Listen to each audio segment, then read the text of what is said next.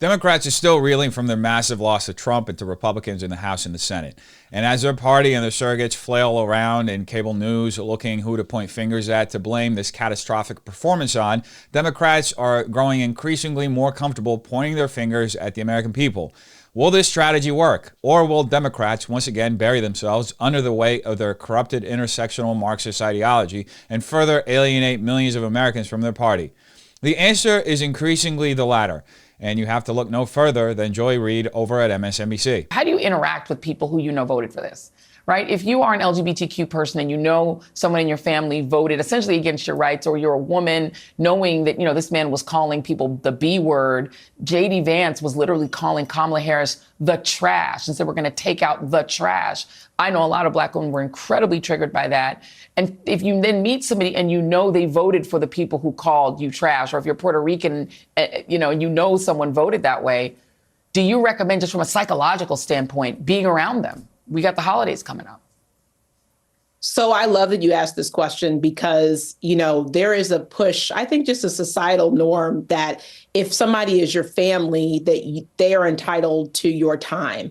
And I think the answer is absolutely not. So if you are going into a situation where you have family members, where you have close friends who have voted in ways that are against you, like what you said, against your livelihood, and it's completely fine to not be around those people and to tell them why, to say, I have a problem with the way that you voted because it went against my very livelihood, and I'm not going to be around you this holiday. I need to take some space for me. Is it just me, or does the left not seem as tolerant as it claimed to be? This is the same party that decries Donald Trump as a divisive leader. Meanwhile, they're educating their voters on how to cut their family and friends from their lives solely because they have a difference of opinion.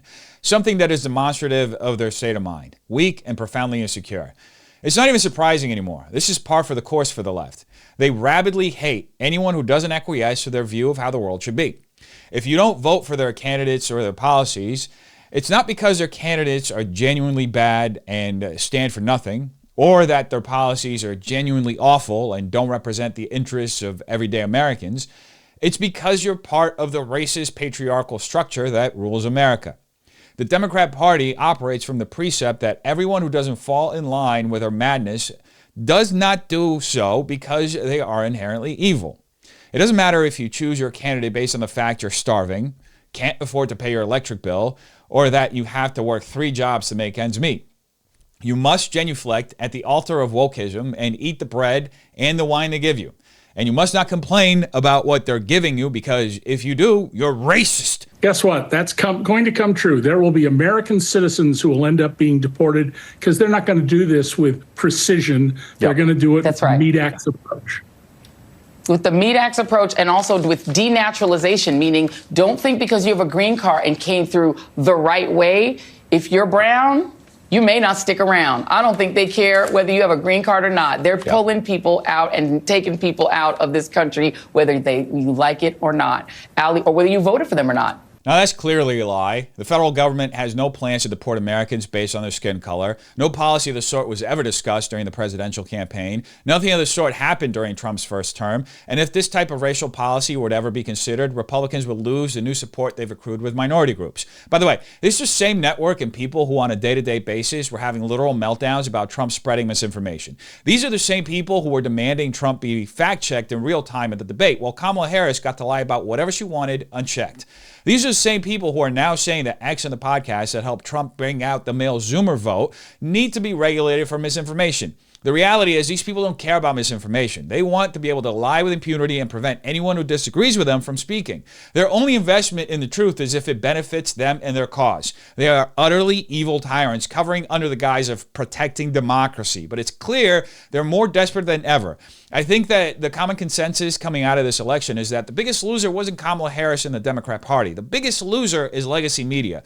They left this election with a reputation shot, worse than ever before, and I don't think there's really any coming back from this. I think there are a lot of families out there who don't believe boys should play girls' sports. They're not boys. I'm not going to listen to transphobia at this table. I am not going to listen to you call a trans girl a boy. Are you going to allow me to finish my explanation? When you use a word that's a slur, I'm going to interrupt. That's not how it is. They're not boys. They're not boys. They're not playing girls' softball. That's right, folks. You heard that correctly. The word boy is now a slur. On this day, November 10th, 2024, a CNN panelist unironically thinks that the noun used to describe a male child is a slur for trans people. So under that logic, what are the Boy Scouts of America? A racist organization that supports the patriarchy and conventional gender roles? Well then, what would Democrats say about the North American Man-Boy Love Association, also known as NAMBLA? Are they bad because they have boy in their name? I'd speculate that while most normal people like us think NAMBLA is inherently evil because it's a pedophilic organization, leftists would only find the name bad because in their never-ending push to normalize every sexual fetish under the sun, they would likely figure out a way to make excuses for what some call minor attracted people, commonly known as pedos. Look, all sarcasm aside, this is why it's nearly impossible to have actual conversations with leftists. They use these tactics of, you can't say that word, or that's offensive, or that's disenfranchising, to control the conversation. It's a tactic they deploy to shut down conversations they likely know they can't win because common sense just isn't on their side. There's no way a rational male can argue that boys and young men should compete with girls and young women in sports. The biological differences between the genders would mean there is a likelihood that girls may get injured depending on the sport they're competing in. And that's not even considering the physical competitive edge boys have over girls, like more muscle mass, higher testosterone, etc. And this isn't just speculation. There are several cases of girls and young women getting injured by boys and young men competing in female sports. In 2022, North Carolina volleyball player Peyton McNabb suffered serious injury after a trans-identified male player spiked the ball at her head and rendered her unconscious. In November 2023, during a field hockey game between Swampscott and Dighton Rehoboth high schools, a transgender player lifted the ball into the air while taking a shot on goal, hitting a biological girl on the opposing team in the face and injuring her. A video of the injury circulated online, fueling arguments about transgender athletes competing in girls' sports. In 2024, the Collegiate Charter School of Lowell girls basketball team forfeited a game against Lynn's Kip Academy after 3 Lowell players were injured by a transgender player on the opposing squad. See, we even have this happen in the Paris Olympics earlier this year, when an Italian boxer quit in the first round facing a transgender Moroccan boxer, Maine Khalif, saying she had never been hit that hard in her entire life. Khalif went on to win the gold medal and was largely defended by the left, which claimed that Khalif is actually a woman. However, it was later revealed that Khalif had failed a gender eligibility test, which found that not only did Khalif have XY chromosomes, like every other male on the planet, but he also had testicles and a micropenis. Democrats wonder why they lost the election as bad as they did.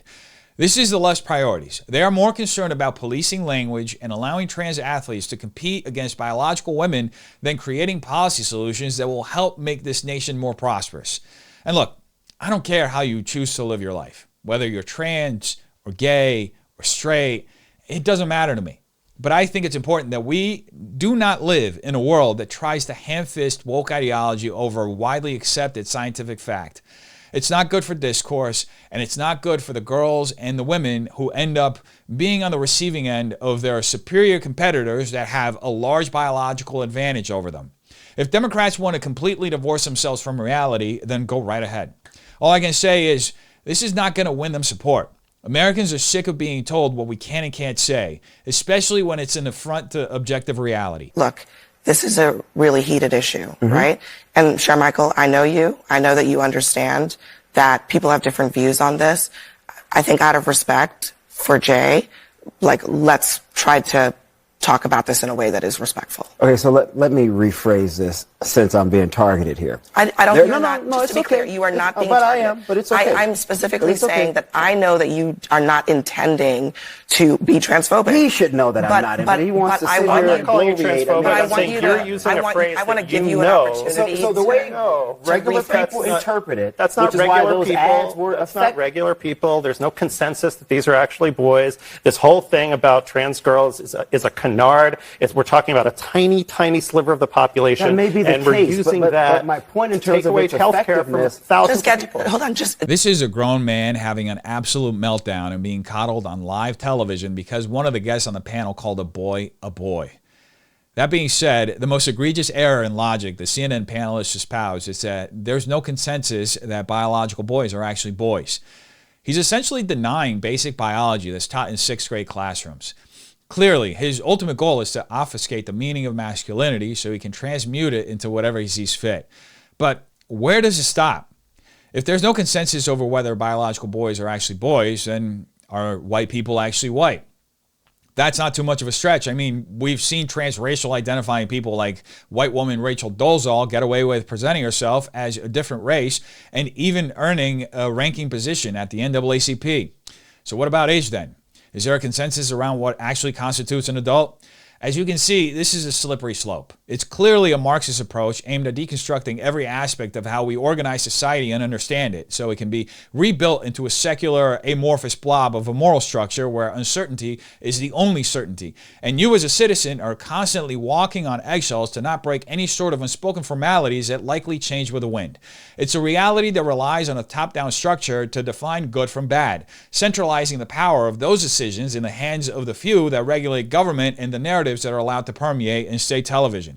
In other words, it's basically China. You don't follow what the elites tell you is good, you're automatically bad. Your social score is damaged, and all of a sudden you're ostracized from society because you refuse to deny that some facts of life are absolute truths. Yeah, to your point. My point in terms of its effectiveness, regular people with children look at these things and they say, you know what, this is a bit too far. I do not agree with this. I don't like this. I think Democrats are going way too much to the left on social issues. They're uncomfortable with it. A lot of people believe that. A lot of families believe that. You may disagree with that reality, but that's why Republicans kept running those ads over and over and over again, because they saw the metrics suggested that they were working. In those ads over and over again and using rhetoric like you just used, saying this is boys playing girls sports. But First of all, we're talking about 5 people in the entire country. You would prefer? We're talking about trans girls being allowed to play with the people who are in their gender. And if you don't believe, you don't have to listen to me. Listen to the American Medical Association, the American Psychological Association. The American Medical Association. The medical institutions that made the deliberate decision to back political ideologies that are not based on science for the sake of acquiescing to the woke religion harm their reputation in an irrefutable manner. But why would these institutions risk it all for the sake of virtue signaling? The answer is simple: profit. According to the NIH, of all procedures recorded by the American Society for Plastic Surgeons, gender-confirming surgery was among the most rapidly increasing between 2016 and 2017. Gender confirmation surgeries increased by 155% in this period, with a 289% increase for transgender men and 41% increase for transgender women. To give you a clearer picture of this increase, in 2016, there were 4,552 gender-affirming surgeries. That number jumped to 12,818 in 2020. The overall number of health system encounters for gender identity disorder rose from 13,855 in 2016 to 38,470 in 2020. From 2017 to 2021, the number of children in the United States diagnosed with gender dysphoria increased by 70%. Those increases aren't happening in a vacuum. It's clear that the medical establishment is seeing a market opportunity, and they're leaning into political rhetoric to justify pushing this on not only adults, but children as well, which is perhaps the most vile side of this trend. This is the same medical establishment that during my childhood started suggesting that kids that have any sort of excess energy aren't actually just overactive children, but are in fact suffering from a cognitive disorder. And their solution to that was to put an entire generation of kids basically on meth. All this makes it clear we should have heavy skepticisms as to the motives of the medical establishment when they back this kind of woke ideology nonsense. Primarily because, while we can only speculate as to the degree of their political motivation, it's increasingly evident that they're profit motivated and have been profiting tremendously from the normalization of the trans narrative pushed by the left. There's this sense, right, that whiteness, right, is under threat. The demographic shifts. The country isn't what all of these racially ambiguous children on Cheerios commercials are confusing the hell out of me. Right? Hey, a lot of people voted because their life's too damn expensive, and it was here, and it. They was voted for. You're telling me, Stephanie, that all of these people who believe that their lives are, that bread is too high and eggs are too high, that they voted for a convicted felon, a guy who said we can grab the pea. I think that a lot. They voted for this guy. I'm not defending it, but I think there are tons of people that don't pay attention to, and I'm not defending it, don't pay attention to politics at all. But while we live in the most prosperous country in the world, people are saying life's not fair. I'm not doing well. My son's still living in the basement. I can't seem to get a job. I don't like the status quo. I'm voting for something else. And he was I the person. love you to life. I love you. But I do not believe that. I cannot believe that. And the reason I think you believe it is because you don't want to believe that that's what's really motivating them. It's always the case. People don't want to believe what the country actually is, because if they believe it, they're going to have to confront what's in them. I don't believe that. They voted for a crook, a person who they know is stealing from, just doing everything to undermine the so-called country that they love. And then they're telling us the BS that it's economics. We know that's not true. It's crazy that he's calling Trump a crook. Trump's been sued into oblivion by Democrat DAs, dragged through hell by Democrat judges, had Nancy Pelosi and Congress wage war against him, making it nearly impossible for him to govern during his first term with all the phony investigations, many of which were based on Hillary Clinton's fraudulent opposition research. Remember the Steele dossier? I mean, the only man to leave the office of the president with a substantial decrease in his net worth is stealing. What is he stealing? They can't point to one thing because Democrats rely on impassioned arguments with little substance to force feed their audience the emotional appeal they need to feel like they're part of some brave resistance. This type of rhetoric is only efficient in convincing weak minds to work against their own interests. But this is what Democrats do. They rely on your anger. They need you to fear him. They need you to believe Orange Man bad, because if you ever don't, then the house of cards collapses and their charade becomes evident. They don't represent or stand for you. They're just interested in power. So on election night, I went to pick up my daughter from water polo practice, and she's 12, and she got in the car and she was crying. And I said, did someone punch you? Like, water polo is a rough sport. I was like, did someone hit you? Did the coach yell at you? What happened? And she said, Mom, Trump won. Trump's going to win. And what if I get raped and I need to have an abortion? This is from a 12-year-old, my 12-year-old daughter. And so it was really a reminder of how scary this time is for people, and how important it is for Democrats to have strategies, both at the state level and the federal level, to make sure that we can continue to protect people's rights. Well, that happened as much as Winnie the Pooh came into my bedroom yesterday riding on Puff the Magic Dragon while AC/DC's Thunderstruck played in the background. Needless to say, that obviously didn't happen. Winnie the Pooh doesn't ride clouds. He's not a Super Saiyan. And if for some reason, if what Representative Katie Porter said actually did happen, then what is wrong with Democrats? A 12-year-old shouldn't be thinking about having an abortion. Look, I'm all for sex education. People need to know how their bodies work so they can make informed decisions. But if your 12-year-old daughter's primary concern about the results of an election is that she won't be able to get an abortion, then you have failed as a parent. Trump will leave office, and Katie Porter's daughter will be 16. Still legally a minor. The real question I would like to ask Representative Porter is, why is your prepubescent child concerned about not being able to get an abortion? What is going on in your home that she desperately needs to be able to kill her offspring at the age of 12? I think it's important to also discuss the potential psychological trauma that these weirdos are pressing upon their children. Let children be children. They'll have a lifetime to worry about this stuff. Why ruin the innocence of a child with your toxic political ideology? So they can grow up with a perpetual sense of hopelessness? There's no benefit, no upside, outside of perpetuating a story carefully crafted to appeal to the emotions of viewers while ignoring facts. Donald Trump has said he will not sign a nationwide abortion ban. Even if he had the will to push for a nationwide abortion ban, it would never pass both houses of Congress. And on top of that, his view that it should be left up to the states was shared by the very liberal former Supreme Court Justice Ruth Bader Ginsburg. That being said, leaving it up to the states has in fact ended up creating far more liberal abortion policies than not, often in states that you would have thought would be more restrictive. For example, Utah, 18 to 22 weeks with exceptions. Arizona, 12 to 15 weeks with exceptions. Nebraska, 12 to 15 weeks with exceptions. Kansas, 18 to 22 weeks with exceptions. Montana, 24 weeks with exceptions. Alaska, no cutoff. These are just some examples of very red states that have relatively relaxed abortion laws compared to some of the states in the Bible Belt that have a cutoff at 6 weeks. And that doesn't even include the nearly a dozen other states that have protections up to 24 weeks with exceptions. So when are Democrats actually going to stop the bullshit and start having substantive conversations they constantly point to that they want to have when it comes to these issues? Do they default to these over-exaggerated emotional appeal arguments because they are in fact not interested in having real conversations about this issue and would much rather continue to prime their voter base with fear in hopes of increasing their voter turnout? I think the answer is pretty obvious. Anyway, tell me what you think in the comments down below. Thank you so much for watching. Peace.